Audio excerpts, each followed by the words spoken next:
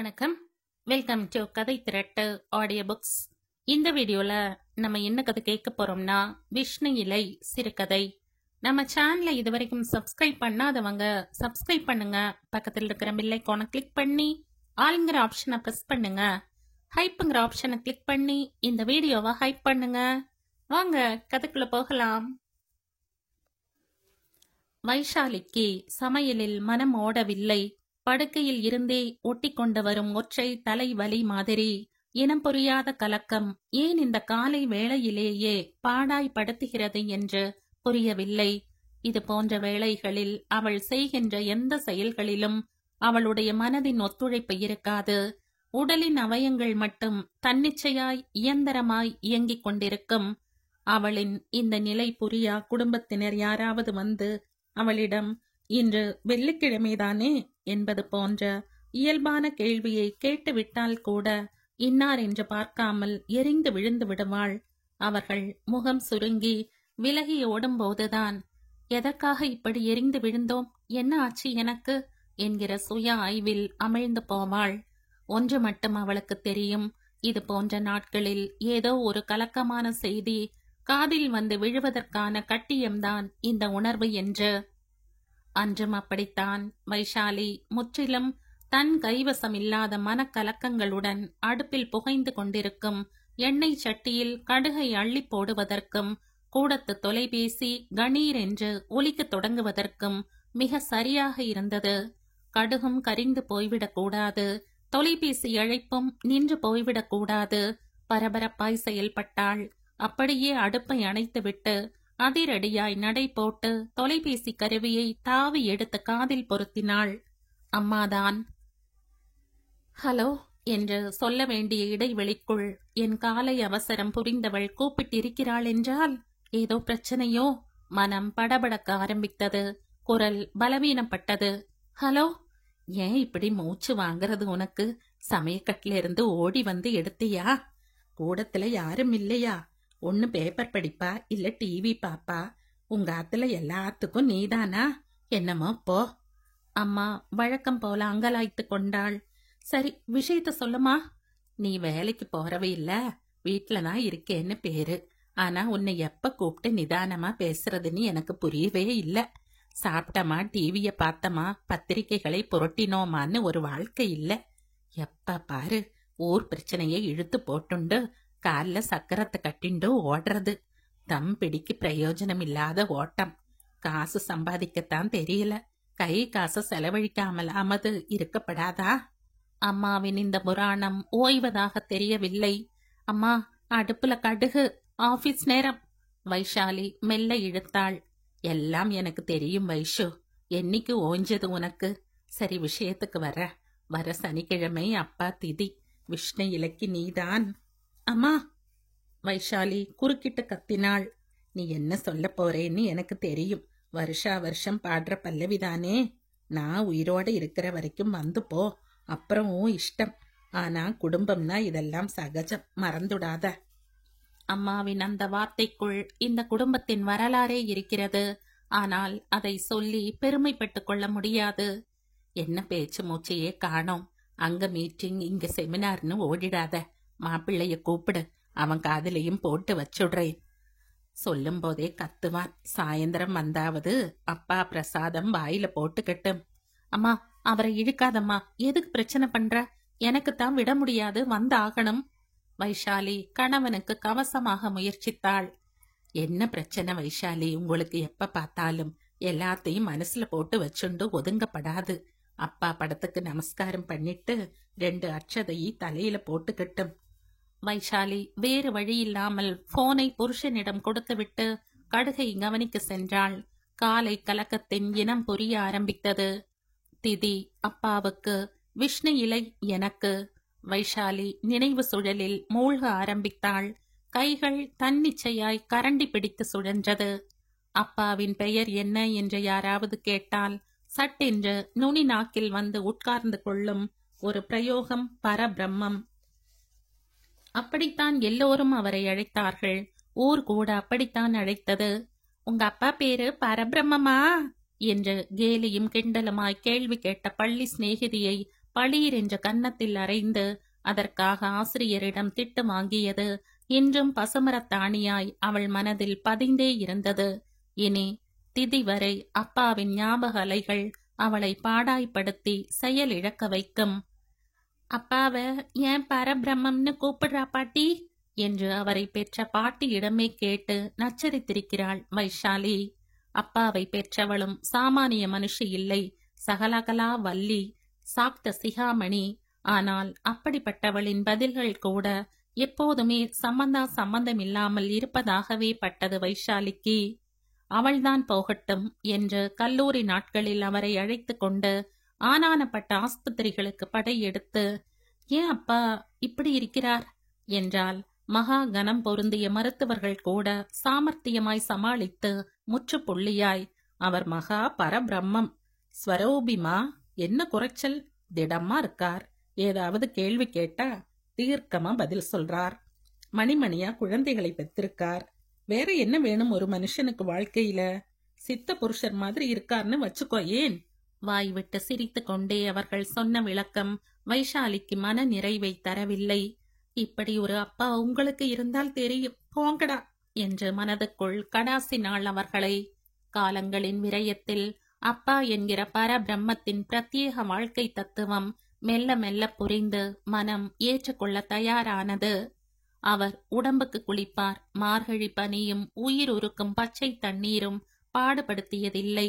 ஒரு தும்மல், ஒரு இருமல், ஜலதோஷம் அந்த தேகம் அனுபவித்ததே இல்லை. அவர் உடம்புக்கு சாப்பிடுவார். அளவு கட்டுப்பாடு அவர் அறிந்ததில்லை. அறுசுவை அவர் அறிந்ததில்லை. பசி என்று பறந்ததில்லை. போதும் என்று நிறைந்ததில்லை. உப்புசம், வயிற்றுப்போக்கு, சதை போடுதல், சதை வற்றுதல் என்று அந்த தேகம் மாற்றங்களே கண்டதில்லை. அவர் உடலால் தூங்குவார். எப்ப தூங்குவார், எப்போது எழுவார், ஆழ்நிலை தூக்கமா யாருக்கும் தெரியாது. தொட்டவுடன் எழுந்து நள்ளிரவிலும் பின்கட்டு தோட்டத்திற்கு துணைக்கு வருவார். 4 மணிக்கு எழுப்பு, படிக்க வேண்டும் என்றால் 3 மணிக்கே அவர் எழுப்புவதற்கு தயாராக இருப்பார். அவருடைய தேகம் பற்றி யாருக்கும் புரிதலும் இல்லை, அதனால் கவலையும் இல்லை. ஏன், தனக்கு ஒரு தேகம் இருக்கிறது, அந்த பிரம்மத்திற்கு இருந்ததாக வைஷாலிக்கு நினைவே இல்லை. சிறு கட்டி முளைத்திருந்தாலும் பெரும் ரத்தம் பெருக்கினாலும் அவர் அறிந்திருக்கவில்லை. கால ரத்தம் வழியறதே, எங்க இடிச்சுண்டீங்க? அடடா, இது என்ன கட்டி, இடுப்புல இவ்வளவு பெருசா, வலிக்கலையா உங்களுக்கு? அம்மா ஆண்டாண்டு காலமாய் இந்த கேள்விகளை அவரிடம் கேட்டு அலுத்தே போயிருக்கிறாள். என்ன மனுஷனோ, என்ன ஜென்மமோ, பரபிரம்மமா ஒரு பிறவி, எதுக்கு எடுத்திருக்காருன்னே புரியல. புலம்பல்களுடனேயே அம்மாவும் காலத்தை பிடித்து தள்ளி கொண்டுதான் இருக்கிறாள். தினம் ஒரு சம்பவமாய், தினம் ஒரு நிகழ்வாய் உயிர் வதை செய்து அம்மா ஒடுங்கி போகும் தருணங்களில் வைஷாலி செய்வதறியாது தவித்த காலங்கள் உண்டு.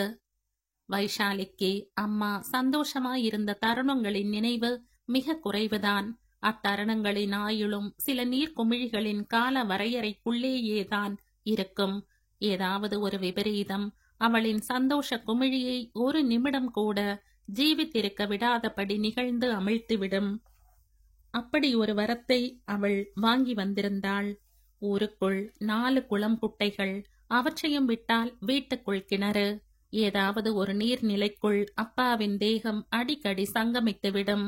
சொட்ட சொட்ட ஈரத்துடன் தூக்கி கொண்டு வந்து கிடத்துவார்கள் நடுக்கூடத்தில். ஊருக்கு இது ரொம்பவும் சகஜம். ஆயுசு கெட்டிமா இந்த ஐயாவுக்கு, விழுந்து விழுந்து பொழைக்கிறாரு, எத்தனை நாளைக்கோ. பொதுஜனம் விமர்சையாய் வார்த்தைகளை வீசிவிட்டு போக அம்மா வழிந்தோடும் கண்ணீரை பிறர் அறியாமல் துடைத்தெறிந்துவிட்டு கூழ்மோர் காய்ச்சப் போவதை வைஷாலி கண்ணீருடன் கவனித்திருக்கிறாள். என்ன தேகம் இது, ஏன் இப்படி? வைஷாலியின் சின்ன மூளைக்குள் சிக்கலாய் கேள்விகள். அடுத்த சில நொடிகளில் அப்பா சுயம்புவாய் எழுந்து உட்கார்ந்து தூரவெளி பார்வை பார்த்து கொண்டிருப்பார். குளத்தில்தான் குளிப்பேன் என்று என்ன பிடிவாதம் அப்பா? உனக்கு ஒரு மனைவி, குழந்தைகள், குடும்பமெல்லாம் இருக்கிறதே, தெரியுமா உனக்கு? அதுதான் போகட்டும், உனக்கு என்று ஒரு தேகம் இருக்கிறதே, அதை மட்டுமாவது நீ பத்திரமா பார்த்துக்கப்படாதோ? இப்படி எல்லாம் கேள்விகளை கேட்டு அவரை அப்பா என்கிற பரபிரம்மத்தை உலுக்கி எடுக்க வேண்டும் என்ற ஒரு வெறி உணர்வு எழும் வைஷாலிக்கு. எந்த பலனும் இல்லை, கேள்விகளும் கேள்விக்கான பதில்களும் எதையும் சாதித்துவிடப் போவதில்லை என்று வைஷாலிக்கு புரிந்தே இருந்தது. காய்ச்சி கொண்டு வந்திருந்த கூழ் மோர் கிண்ணத்தை அலட்சியப்படுத்திவிட்டு அப்பாவை அப்படியே விழுங்கி விடுவது போல் பார்த்து கொண்டிருந்த அம்மாவின் நெஞ்சு குழிக்குள் பொங்கி வரும் வார்த்தைகளை பின் நாட்களில் அம்மாவே சொல்ல கேட்டிருக்கிறாள் வைஷாலி. குளத்து பக்கம் உங்களுக்கு என்ன வேலை? ஏன் இப்படி என் பிராணனை வாங்குறேள்? போடுற சோத்தை தின்னுட்டு திண்ணையில விழுந்து கிடக்கப்படாதா? என்ன பாவம் செய்தேன்னு எனக்கு இந்த வாழ்க்கை? இப்படி வார்த்தைகளை கொட்டணும்னு பொங்கி பொங்கி வரும் வைஷு. என்ன பிரயோஜனம்? ஜன்ம சாபல்யம் வாழ்ந்துதான் தீர்க்கணும்னு மனச கல்லாக்கினுட்ட. சலனங்களுக்கு இடமே தராத வாழ்க்கைதான் வாழ்ந்தாள் அம்மா என்று வைஷாலி துல்லியமாய் புரிந்து கொண்டிருந்தாள். அந்த புரிதல் மற்றொரு பெண்ணிற்கு மட்டுமே சாத்தியமாகும் ஒன்றும் கூட.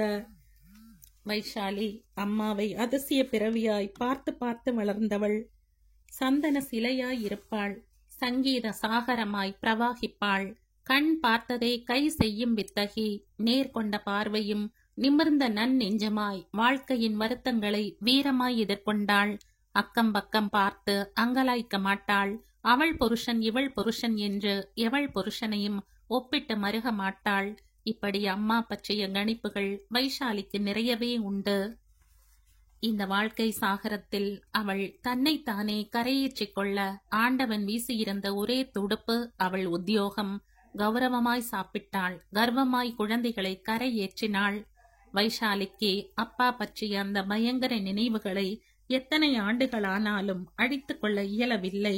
அதுவும் அவரின் திதி என்று காதில் கேட்டுவிட்டால் மீண்டும் மீண்டும் அந்த பயங்கர சுழலுக்குள் மாட்டிக்கொண்டு தவிப்பாள்.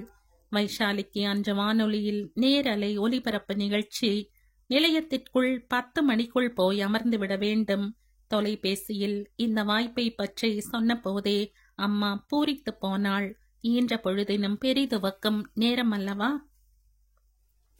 அந்த நாளும் வந்தது. வைஷாலி அம்மாவுக்கு நமஸ்காரம் செய்துவிட்டு கிளம்பலாம் என்ற ஆட்டோவை அம்மாவின் வீட்டு வாசலில் நிறுத்திவிட்டு அழைப்பு மணியை அழுத்தினாள். கதவு திறக்கவில்லை. மீண்டும் மீண்டும் முயற்சித்தாள். கதவு திறக்கவில்லை. ஜன்னல்களில் காது பொருத்தி கவனித்தாள். உள்ளே அரவம் கேட்பது போல் இருந்தது. நடமாட்டம் இருப்பதும் புரிந்தது. பின் ஏன் திறக்கவில்லை? ஓடி வருவாளே. ஏதோ விபரீதம் உள் உணர்வு ஓலமிட்டது. அடி வயிற்றில் தீ கொழுந்துவிட்டு எரிய ஆரம்பித்தது. மீண்டும் மணியை அழுத்தினாள். அவளுக்கு தெரியும், அம்மா எங்கேயும் போக மாட்டாள். ஏதோ ஆபத்தில் இருக்கிறாள். அம்மா அம்மா என்ற கூக்குரலிட்டாள். அந்த குரல் பெற்ற வயிற்றை பிசைந்திருக்க வேண்டும். கதவு மெல்ல திறந்தது. சிறு கீற்றாய் இடைவெளியில் அம்மா நின்று கொண்டிருந்தாள். நமஸ்காரம் பண்ணிட்டு போகலாம்னு வைஷாலி முடிக்கும் முன்பே, எப்போதும் என் ஆசீர்வாதம் உனக்கு உண்டு வைஷு. ஸ்டேஷனுக்கு நாழியாச்சு. நீ முதல்ல போய் உன் காரியத்தை கவனி. அம்மா விரட்டி அடிப்பது போல் பேசுவது வைஷாலியின் நெஞ்சு கூட்டில் ஒரு அபாய விளக்கை ஏற்றி வைத்தது. உள்ளே ஏதோ விபரீதம். அம்மா என்னை தவிர்க்க பார்க்கிறாள். வைஷாலி அம்மாவை மீறிக்கொண்டு உள்ளே நுழைந்தவளின் கண்களில் அந்த காட்சி பதிந்து உறைய வைத்தது. இரத்த சகதியில் அப்பா சுவரோரமாய் சாய்க்கப்பட்டிருந்தார். தலை முழுக்க ஒரு 9 கஜம் புடவை சுற்றப்பட்டு நனைந்திருந்தது. அரை முழுக்க ரத்தம் கொட்டி மெழுகி வீச்சத்தின் காரணம் புரிந்தது. அம்மா நிதானமாய் பேசினாள். நீ போய் ரேடியோல பேசிட்டு வா. அதுக்குள்ள ஒண்ணும் ஆக மாட்டார். நான் பாத்துக்கிறேன். பேச்சு வேணாம், ஒண்ணு வேணாம். முதல்ல அவர் ஆட்டோல ஏத்து, ஆஸ்பத்திரிக்கு போவோம். வைஷாலி புடவையை வரிந்து கட்டிக்கொண்டு இறங்கினாள். வைஷு, இது என்ன புதுசா நமக்கு? அவருக்கு ஒண்ணும் ஆகாது. பாத்ரூம் குழாயில இடிச்சுண்டு ரத்தம் பீச்சி அடிச்சு இப்ப நின்னுடுத்து. இப்ப சாதாரணமா இருக்கார். உன் வேலையை முடிச்சுட்டு வா, அப்புறம் யோசிப்போம். வைஷாலியை வலுக்கட்டாயமாய் ஆட்டோவில் திணித்து அனுப்பிவிட்டாள். உள்ளே மெழுகாய் வெளியே இரும்பாய் செயல்படும் அம்மாவின் வாழ்க்கை போராட்டத்திற்கு முடிவு வேண்டும் என்று ஆசைப்பட்டது வைஷாலியின் மனது. அப்பாவுக்கான வைத்திய வகைகளிலும் அம்மா தீர்மானமாகவே இருப்பது வைஷாலியை ஆச்சரியத்தில் ஆழ்த்தும். அன்றும் அப்படியே ஆஸ்பத்திரிகளுக்கே உண்டான ஆர்ப்பாட்டங்கள் அனைத்தையும் தீர்க்கமாய் தவிர்த்து தையல் போட்டு அனுப்புங்கோ போதும் என்றவளை டாக்டர் கொடூரமாக பார்த்து, பேஷண்ட் நீங்களே கொல்ல பாக்குறீங்கன்னு என்னால உங்க மேல ஆக்ஷன் எடுக்க முடியும். அம்மா அப்படியே செய் என்பது போல் ஜாடை காட்டினாள். வைஷாலி அசரவில்லை. அவளுடைய மன உறுதி டாக்டரை வியக்க வைத்தது. இந்த கேஸ் பற்றி மேலும் ஆராய்ச்சி செய்யும் ஆவலை பிறப்பித்தது. வைஷாலியை நட்புடன் அணுகினார். வைஷாலி அப்பா என்கிற பரபிரம்மத்தின் கதையை சுருக்கமாய் சொல்லி புரிய வைத்தாள். அப்படியா என்ற ஆச்சரிய பார்வை பார்த்து, பின் நானே அவரை வீட்டுக்கு வந்து கவனித்துக் கொள்கிறேன் என்று வர ஆரம்பித்தவர் போக போக வீட்டுக்கு ஒரு பிள்ளையாகி,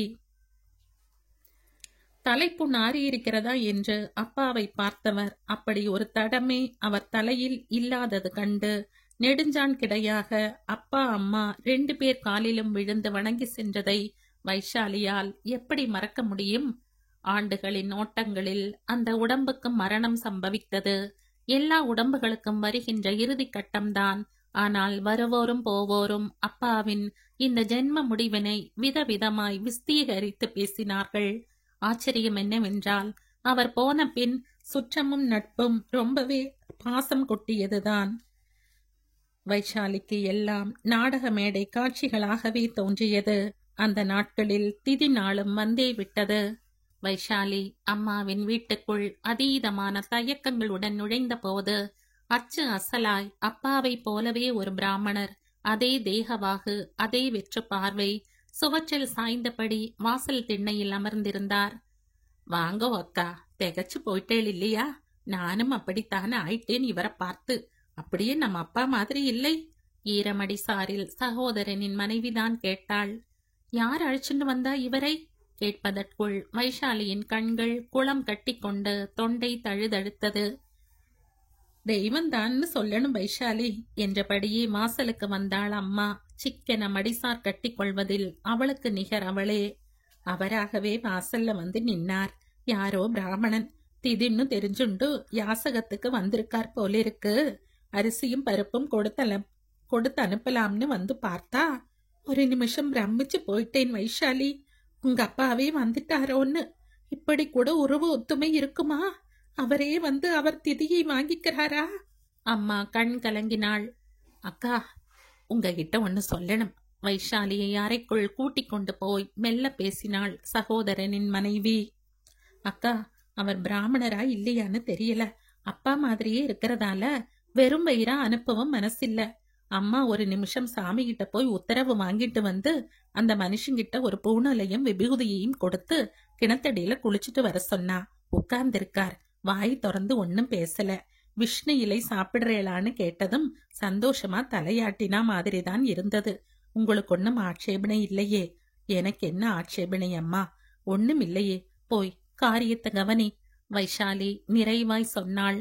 வைஷாலிக்கு சில பொது விஷயங்களில் ஒப்புதல் இல்லை. இந்த வீட்டு பெண்தான், ஆனால் எனக்கு என்ன உரிமை இருக்கிறது? புருஷன் புக்ககம்னு போனாப்புறம் பிறந்த வீட்டுக்காக ஒரு துரும்பை அசைக்கலை. இந்த வீட்டுக்கு வாக்கப்பட்டு வந்துவிட்ட ஒரே காரணத்துக்காக அம்மாவின் துக்கங்களில் அவ்வப்போது தோள் கொடுத்தவள் சகோதரன் மனைவிதான். தன் தேகம் மறந்த மாமனாருக்கு வந்தவள் எத்தனையோ உபச்சாரங்கள் பண்ணி கரையேற்றியதை கண் கூடாய் பார்த்திருக்கிறேனே. அம்மா, ஆயுசு பூரா இந்த அப்பாவை கட்டிண்டு மாரடிச்சிருக்கையே. ஒரு 10 நாளைக்கு நான் கூட்டின்னு போய் பார்த்துக்கிறேன் என்ற வாய் வார்த்தையாக கூட பொறுப்பேற்றதில்லையே நான். எனக்கு என்ன உரிமை இருக்கிறது சொந்தம் கொண்டாடுவதற்கும் சொத்துக்கு போராடவும்? வைஷாலி தன் எல்லைகளை சலனங்கள் இன்றி வரையறுத்து கொண்டிருந்தாள். அம்மாவுக்குத்தான் பாவம் இந்த புரிதல் இல்லை. எதையோ நினைத்து 2 குடும்பத்திற்கும் பசை தடவ பார்க்கிறாள். வைஷாலி, என்ன சிந்தனை? மனச போட்டு குழப்பிக்காத. அம்மாவின் குரல் கூடத்தில் இருந்து ஒலித்தது. வைஷாலி அந்த பிராமணரை பார்த்து கை கூப்பினாள். பரபிரம்மமாய் சுவற்றோடு சுவராக சாய்ந்திருந்தவருக்கு வைஷாலியின் மனம் அந்த நொடி பொழுதில் லேசப்பட்டு போனது புரிந்திருக்குமோ? சின்னதாய் ஒரு கோண சிரிப்பு அவரின் உலர்ந்த உதடுகளில் ஒட்டி கொண்டிருக்கிறதே.